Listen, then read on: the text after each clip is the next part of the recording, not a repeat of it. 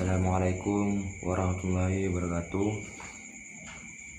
Kembali lagi dengan saya Ahmad Saburizan. Di sini saya akan menjelaskan bab tentang ahli waris dalam Islam.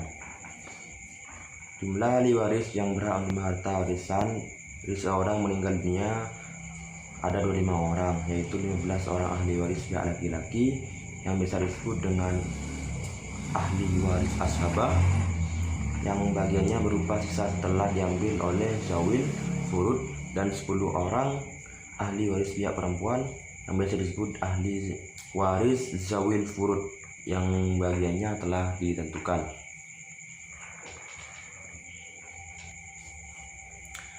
Kemudian syarat-syarat dalam mendapatkan warisan ini, yang pertama, tidak adanya salah satu penghalang dari penghalang-penghalang untuk mendapatkan warisan. Yang kedua, kematian orang yang diwarisi, walaupun kematian tersebut berdasarkan vonis pengadilan. Yang ketiga, ahli waris jika pada saat orang memberi warisan meninggal dunia. Selanjutnya adalah sebab-sebab menerima harta warisan. Pertama, nasab atau keturunan, yakni kerabat ahli waris yang terdiri dari bapak dari orang yang diwarisi atau anak-anaknya beserta jalur kesampingannya, saudara-saudara beserta anak-anak mereka, serta paman-paman dari jalur bapak beserta anak mereka. Yang kedua, pernikahan, yaitu akad yang sah untuk menghalalkan berhubungan suami istri walaupun suaminya belum mengawininya serta belum berduaan dengannya. Yang ketiga, wala, yaitu seorang yang memerdekakan budak laki-laki atau budak wanita. Yang keempat, sebab-sebab tidak mendapatkan harta warisan. Sebab-sebab menghalangi ahli warisan menerima bagian warisan adalah sebagai berikut. Yang pertama, kekafiran. Yang kedua, pembunuhan. Yang ketiga, perbudakan. Yang keempat, perzinaan. Dan yang terakhir adalah lian.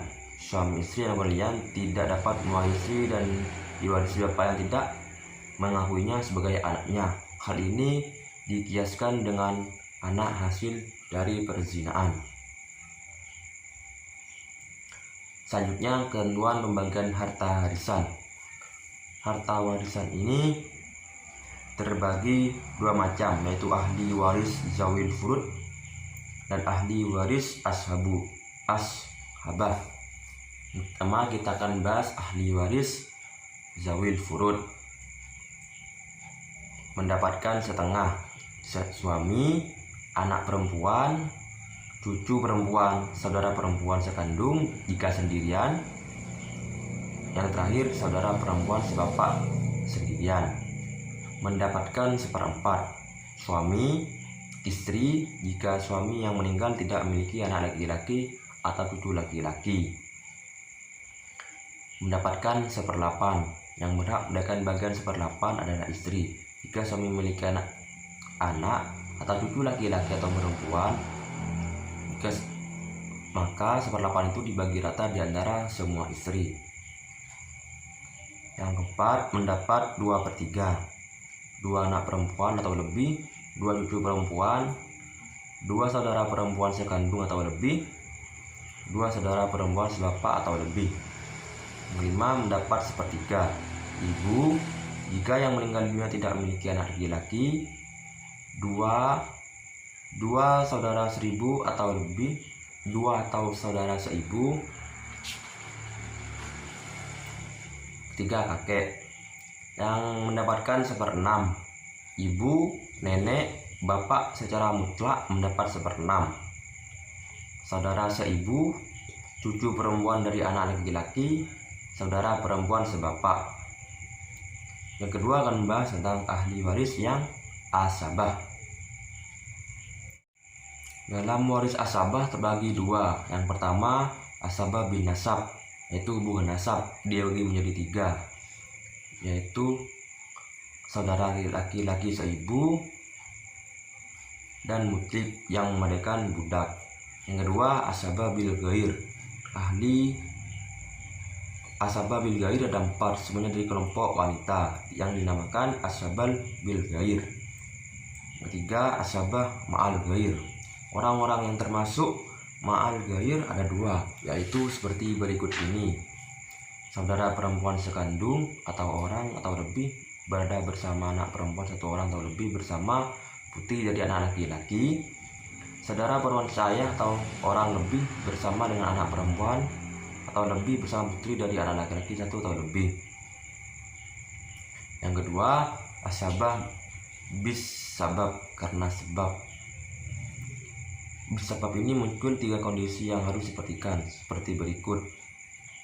Jika semua ahli waris laki-laki berkumpul, maka yang mendapatkan berhak warisnya 3 orang, yaitu ayah, anak laki-laki, dan suami. Pembagiannya lah 1/6 ayah, suami 1/4, dan sisanya anak laki-laki. 2. Jika semua ahli perempuan berkumpul, maka yang berhak mendapat 5 orang, yaitu istri 1/8, ibu 1/6, anak perempuan 1/2, dan sisanya saudara perempuan sekandung sebagai asabah. 3. Jika terkumpul sebagai ahli waris laki-laki dan perempuan, maka yang berhak mendapatkan warisan adalah 5 orang, ibu, bapak, anak laki-laki, perempuan, suami istri, dan pembagian sebagai berikut. Ayah 1/6, ibu 1/6, istri 1/8, dan sisanya anak laki-laki dan perempuan. Yang kedua, jika ahli tersebut terdapat suami, maka pembagiannya ayah 1/6, ibu 1/6, suami 1/4, dan sisanya anak laki-laki dan perempuan sebagai asabah. Kemudian kita akan memperhatikan pelaksanaan pembagian waris dalam Islam. Contoh soal, jika seseorang meninggal dunia meninggalkan harta sebesar 180 juta, ahli warisnya terdiri dari istri, ibu, dan 2 anak laki-laki. Hasilnya adalah pembagian istri 1/8, ibu 1/6, dan 2 anak laki-laki asabah. Asal masalahnya 1/8 dan 1/6 bilang menyebutnya 8 dan 6 adalah 24. Maka pembagiannya adalah untuk istri 1/8 dikali 24 dikali 180 juta, hasilnya 22.500. Untuk ibu 1/8 dikali 24 dikali 180 juta sama dengan 30 juta. Dan 2 anak laki-laki 24 dikurangi 3 ditambah 4 dikali 180 juta, hasilnya 127.500.000. Masing-masing anak laki-laki memperoleh mawaris sebesar 127.500 dibagi 2 diperoleh hasil 63.750.000.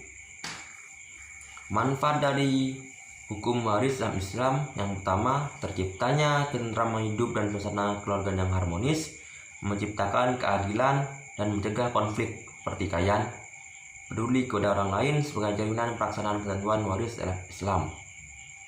Mungkin sekian itu yang bisa saya sampaikan. Mohon maaf jika banyak kekurangan. Wabillahi taufiq wal hidayah. Wassalamualaikum warahmatullahi wabarakatuh.